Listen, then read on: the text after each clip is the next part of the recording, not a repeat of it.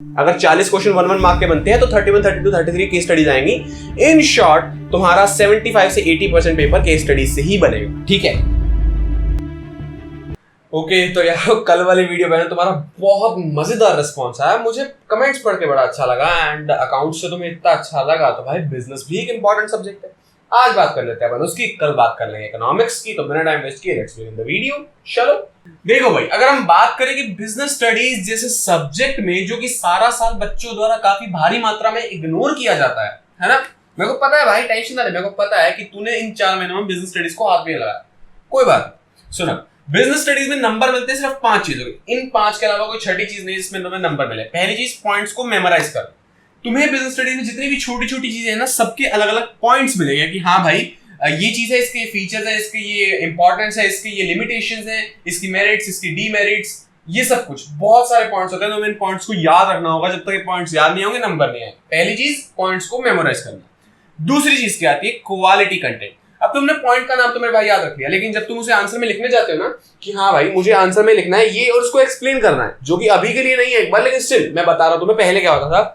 जब तुम पॉइंट को एक्सप्लेन करते हो तो वहां कंटेंट अगर क्वालिटी वाला नहीं होगा, वो गंदी सी 6th क्लास के बच्चे वाली इंग्लिश होगी, तो तुम्हें नंबर नहीं मिलेंगे, ठीक है। समझ रहे हो मतलब, जब तुम लिख रहे हो तो उसमें टेक्निकल वर्ड से उसको एनरिच करना है। तीसरी चीज, केस स्टडीज, जिनका बहुत एक फोबिया सा बना हुआ है, जो इतना हाइप डिजर्व करती नहीं है, बहुत इजी बहुत मजेदार होती है, लेकिन इनका एक फोबिया बना हुआ है, ठीक है। अब इशू क्या आता है यार, केस स्टडीज भी भैया बहुत परेशान करते हैं, करेंगे नहीं। मैंने एक डेडिकेटेड वीडियो बनाई थी, इस पे जाके चेक कर सकते हो, और अगर मुझे लगा कि हाँ उसके अलावा कुछ और एडिशन तो मैं एक और वीडियो बना दूंगा, ठीक है। केस स्टडीज पे मैंने देखी नहीं, मैं भूल गया हूं मैंने क्या बताया था उसमें, तो दोबारा बना देंगे केस स्टडीज पे एक अलग वीडियो एमसीक्यू पैटर्न के हिसाब से। चौथी चीज आती है तुम्हारी प्रेजेंटेशन। तुम आंसर्स को किस तरह से प्रेजेंट करते हो, क्या चीज कैसे लिखते हो, कब लिखते हो, किसके ऊपर किसके नीचे, कितना सुंदर उसको दिखाते हो। राइटिंग की बात नहीं हो रही, प्रेजेंटेशन की बात हो रही है। डायग्राम्स कितने, फ्लो चार्ट्स कितने इंक्लूड करते हो। और 5 चीज आती है स्पीड, तुम्हारा पेपर टाइम पे पूरा होना चाहिए। इन 5 के अलावा बिजनेस स्टडीज में किसी चीज का नंबर नहीं है। अब जो तुम्हारा नया पैटर्न आया, जो तुम्हारा नया सिलेबस आया, मैंने उसे पढ़ा, एग्जामिन किया। अच्छा तुम्हें अगर सिलेबस में कोई डाउट है क्या कटा है क्या नहीं कटा, तो मैंने नीचे एक्सेल शीट दे दी है, जाके देखो, लिंक खोलो, बहुत ही स्पष्ट तरीके से बता रखा है क्या है क्या नहीं है। सीबीएसई है आलसी, उसने दे दिया एक पीडीएफ पैराग्राफ में सॉर्टेड। अपन ऐसे नहीं है, एक्सेल शीट बनाई मैंने, प्रॉपर ढंग से लिखा, तुम्हारे साल के एंड तक काम आने वाले हो, ठीक है। लिंक रहेगा, और थोड़े टाइम में जब मुझे थोड़ा टाइम मिलेगा, मैं बिजी हूं, उसी में मैं टर्म 2 का भी इंक्लूड कर दूंगा। टर्म 2 में क्या है क्या नहीं है, बस 3-4 दिन की बात है, अभी के लिए तुम वो देखो। तो सीन ऐसा है मेरे भाई कि पॉइंट्स को मेमोराइज करना है, quality content, case studies, presentation, speed, ठीक है। अब अगर हम देखें हमारा सिलेबस क्या बोलता है, हमारे चैप्टर है 1 2 3 4 5 6 7 8 9 10 11 12। राइटिंग थोड़ा इग्नोर कर देना, कोई बात नहीं। सीबीएसई बोलता है कि भैया 1 से लेके 5 प्लस चैप्टर नंबर 11, ये तुम्हारी चीजें हैं टर्म 1 की, ठीक है। डेडिकेटेड डिटेल्ड सिलेबस तुम्हें डिस्क्रिप्शन में मिल जाएगा। बाकी सिलेबस ये है management principles, business environment, planning, organising और मार्केटिंग मैनेजमेंट, ये 6 चैप्टर्स तुम्हारे आएंगे टर्म 1 में, तुम समझ चुके हो। अब भैया इशू पता है क्या है, सीबीएसई यहां भी अकाउंट्स की तरह बहुत तेज खेल गया। मैंने पिछली वीडियो में क्या बताया था कि सीबीएसई तेज है, हम उससे ज्यादा तेज है, हम पीछे नहीं हटने वाले। देखो मैनेजमेंट है एक बेसिक सी बात कि मैनेजमेंट होता क्या है। तुम्हारा पूरा पार्ट ए यानी कि पहले 8 चैप्टर ही मैनेजमेंट है, तो पहला chapter is just introduction of part A, ठीक है। समझ रहे हो इस बात को कि हमारी बिजनेस स्टडीज की आधी बुक मैनेजमेंट पे बेस्ड है, और पहला चैप्टर उस पूरी आधी बुक का इंट्रोडक्शन, ठीक है।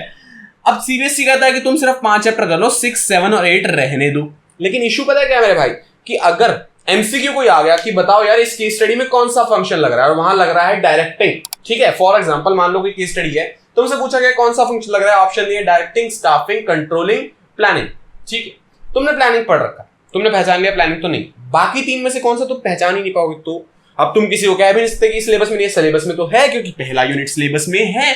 और मल्टी डिसिप्लिनरी केस स्टडीज भी होती है। मान लो एक केस स्टडी दे दी, उसमें कहा कि ये भी पहचानो ये भी पहचानो, 2 चीजें आ गई एक ही केस स्टडी से और 2 अलग अलग चैप्टर से, वहां तुम्हें फंसाएगा सीबीएसई। और मैं गारंटी दे सकता हूं कि तुम्हारे 40 मार्क्स के पेपर में से कम 2 से 3 मार्क्स का इन चैप्टर में जाएगा। 7 8 6 7 8 2 से 3 नंबर का कंफर्म आएगा। देखो सब स्पष्ट सी बात समझे, 9th 10th और 12th को तो हाथ भी नहीं लगाना। 9th 10th और 12th को तो भी हाथ भी नहीं लगाना, डजंट मैटर तुम कितने भी आगे मत लगाओ, ठीक है। बाद में पढ़ेंगे, टर्म 1 के बाद पढ़ेंगे, बहुत आराम से पढ़ेंगे। 9th 10th बहुत मजेदार चैप्टर है, प्यारे प्यारे चैप्टर पढ़ के मजा आएगा, सारी दुनिया से अलग है, इनका किसी से कोई लिंक नहीं है, और 12th सिंपल सा चैप्टर मैंने 10th में पढ़ा हुआ कंज्यूमर प्रोटेक्शन, इनको छोड़ दो। फंडा है कि अब हमें 6th 7th और 8th चैप्टर करना पड़ेगा, काफी क्लटर मच गया, मैं थोड़ा साफ कर देता हूं एक बार।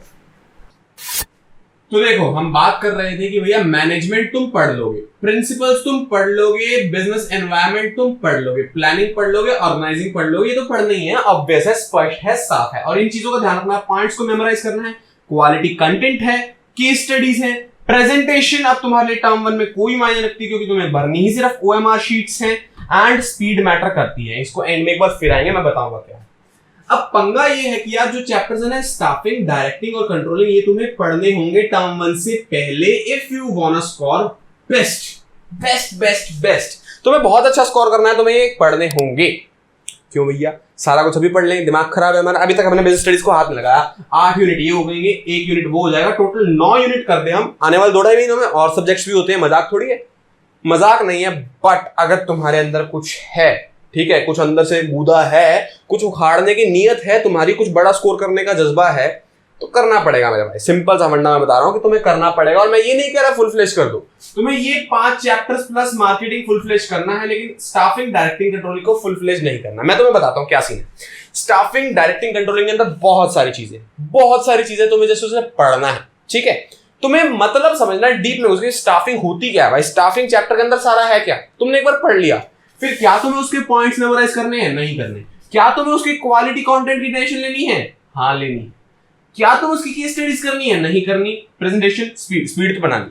अब होगा क्या कि तुम्हें हद से हद फर्स्ट चैप्टर में से ये लिंक कर सकता है, तुम्हें ये नहीं पूछेगा स्टाफिंग का प्रोसेस क्या, तुम्हें ये नहीं पूछेगा डायरेक्टिंग के अंदर क्या एलिमेंट्स हैं, तुम्हें ये नहीं पूछेगा कंट्रोलिंग की लिमिटेशंस क्या है, वो चलो सिलेबस में भी नहीं है, चलो छोड़ो। सिंपल सा फंडा तुम्हें ये पूछ सकता है केस स्टडी देके कि यहाँ मैनेजमेंट का कौन सा फंक्शन अप्लाई हो रहा है, और तुम्हारी सारे फंक्शंस की डेप्थ में अंडरस्टैंडिंग होना जरूरी है। तुम्हें फंक्शन का 2 लाइनों का मतलब पढ़ के इतनी डिटेल समझ नहीं आएगी कि तुम केस स्टडी सॉल्व कर लो। सीबीएसई केस स्टडी वैसे आसान होती है, बट फॉर सेफर साइड, ठीक है, हमें सेफर साइड रहना है, तो हमें पता होना चाहिए स्टाफिंग, डायरेक्टिंग और कंट्रोलिंग की डेप्थ क्या है। तुम्हें पूरा चैप्टर पढ़ना है, लेकिन पूरा चैप्टर याद नहीं करना, ठीक है, ये तुम समझ गए हो कि हाँ भैया हमें ये 5 तो बहुत अच्छे से करने हैं, ये 3 ऊपर से नजर मारनी है, आइडिया लगाना है, कांसेप्ट क्लैरिटी रखनी है, याद नहीं करने, और मार्केटिंग तो भैया अच्छे से करना ही करना है। ये हो गई हमारी पहली प्रो टिप, ठीक है भाई, आगे बढ़ते हैं।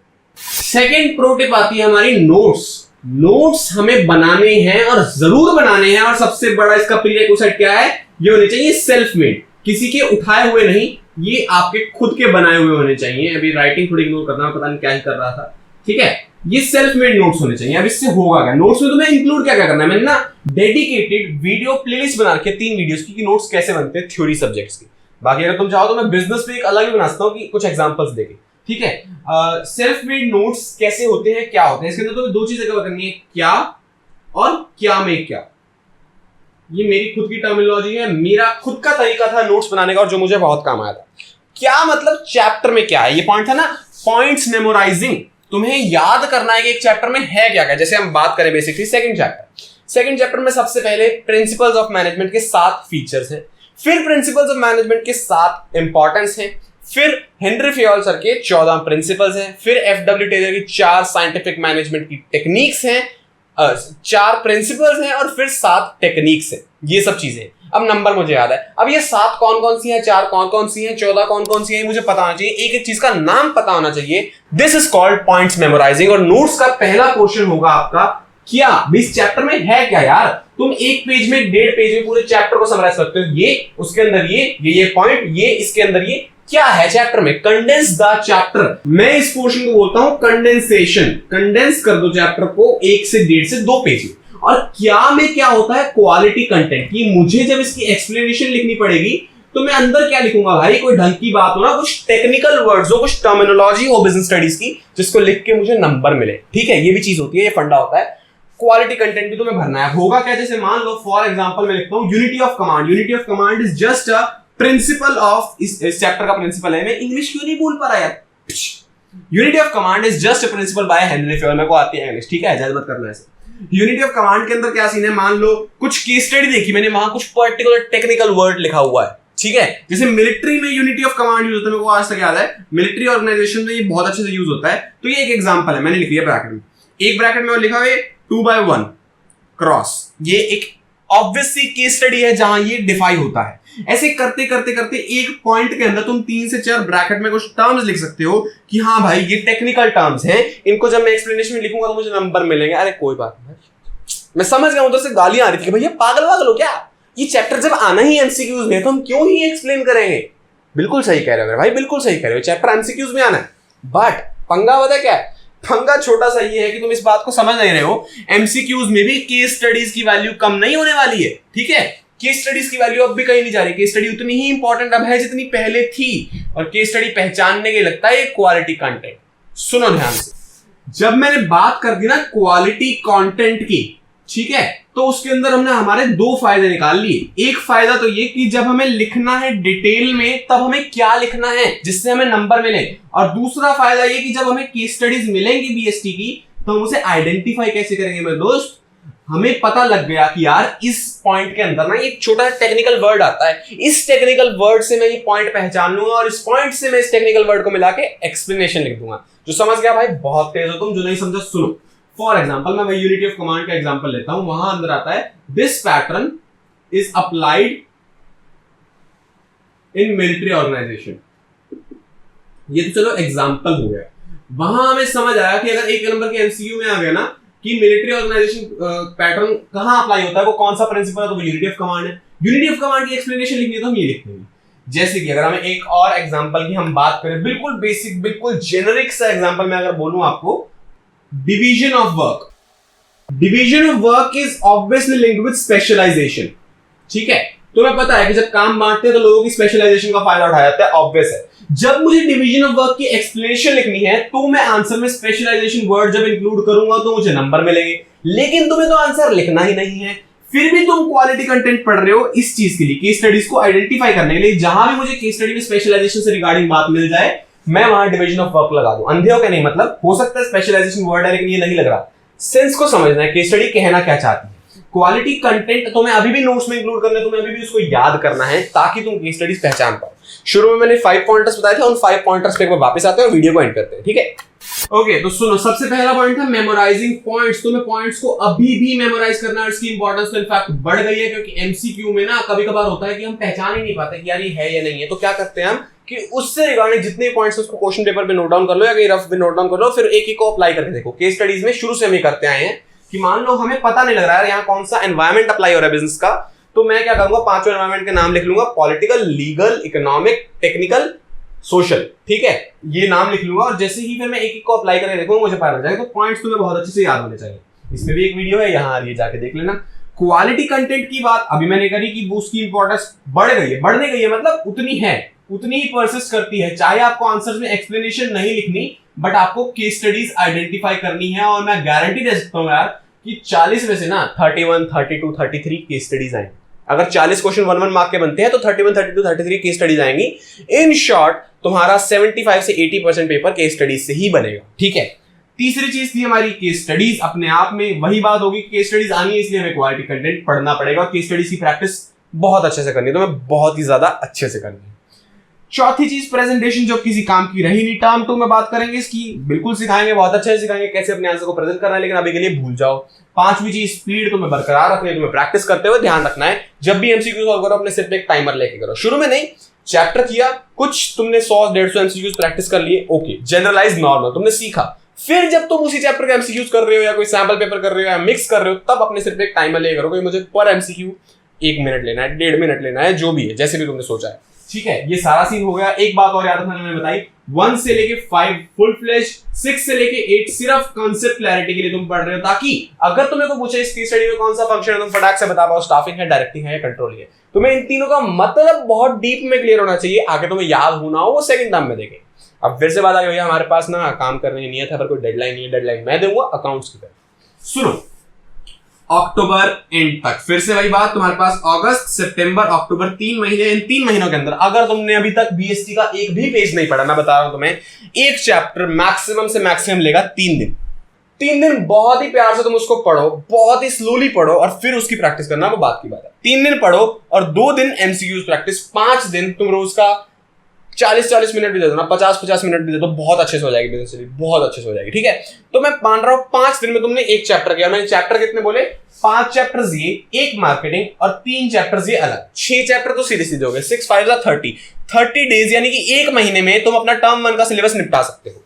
उसके बाद ये जो 3 चैप्टर है इन पे तुम 3 दिन भी दो, क्योंकि कम करना है, उतनी डिटेल में नहीं करना, तो 40 दिन। ठीक है, तुम्हारे कुछ प्रोविजंस लगा देते हैं कि हाँ यार मैं कहीं जाना पड़ गया, मैं नहीं कर पाया, मेरा और सब्जेक्ट का टेस्ट आ गया, बिजनेस तो वैसे ही हम इग्नोर करते हैं तो मैंने कर दी, कोई बात नहीं। 50 दिन तुम्हारा 20 सितंबर तक सब सॉर्ट हो जाएगा। उसके बाद तुम्हारी प्रैक्टिस का टाइम है भाई। लेकिन इसको ये मत सोचना कि मैं 50 दिन बाद दे दूंगा, अभी छोड़ देता हूं, नहीं, आज से लगो, अभी से लगो। रिसोर्सेज की बात है तो यार बिजनेस स्टडीज अगर तुम्हारे पास टीचर्स हैं, बहुत अच्छी बात है, नहीं है मैंने करवा रखी है, जाके देखो, पूरी प्लेलिस्ट है, बहुत डिटेल में कराई है, पूरे 24 आवर्स में सारे चैप्टर्स हैं। ठीक है, मतलब ये सब कुछ करोगे तुम्हें कुछ 16-17 घंटे की वीडियोस मिलेंगी, बाकी टाइम 2 पे है, देख लेना, अच्छा लगे तो पढ़ना, अदरवाइज बहुत और रिसोर्सेज है, तुम्हारी मर्जी यार। आगे तो तुम्हारी एक डेडलाइन होगी, इस डेडलाइन के अकॉर्डिंग काम को खत्म करो, सिर पे डंडा लेके चलो, लेकिन टेंशन बिल्कुल नहीं, पैनिक को उखाड़ के साइड वाले डस्टबिन में फेंक दो, क्योंकि जो हुआ है अच्छा हुआ है, पहले से बेहतर हुआ है। और एक चीज यार, कल तुमने जितना प्यार कमेंट सेक्शन में दिखाया था उतना शेयर बटन में दिखाओ, मेरे 5000 टच करा दो भाई, मजा आ जाएगा, कसम से बता रहे हैं मजा आ जाएगा। और 5000 पे इतना प्यारा सरप्राइज लाएंगे किसी ने सोची ना होगी। Okay, bye bye bye bye bye bye bye.